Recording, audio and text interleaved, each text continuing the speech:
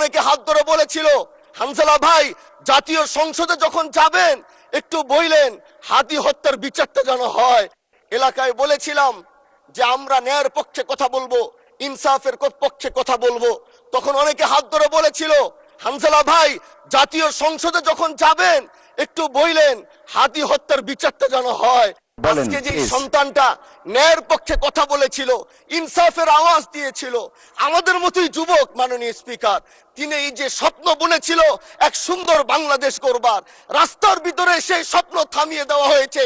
এই বিচার যদি না হয় তাহলে আমাদের মতো হানজালাদের নিরাপত্তাও রাস্তায় কেউ দিতে পারবে না মাননীয় স্পিকার।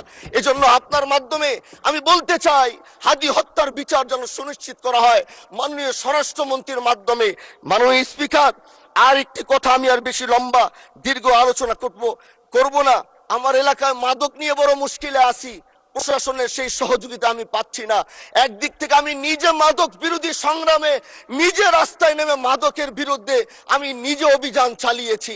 এবার তাদেরকে একদিক থেকে ধরে যখন প্রশাসনের কাছে ইয়াবা সহ গাঁজা সহ দেওয়া হয়, তখন তারা একদিক থেকে আসে কোর্টে চালান করে দেয়।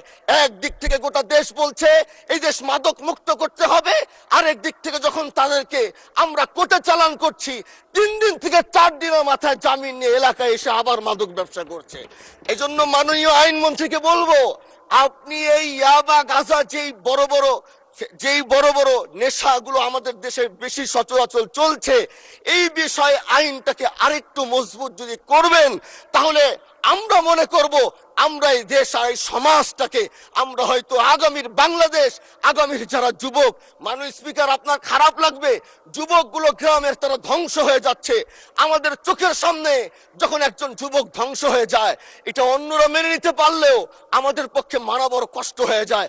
আমরা দেশটাকে বাঁচাতে চাই, আমরা আগামীতে ওরকম কিছু যুবক তৈরি করতে চাই যারা নেশা ধরবে না, তারা পড়াশোনা করবে, তারা দেশের জন্য ফিকির করবে।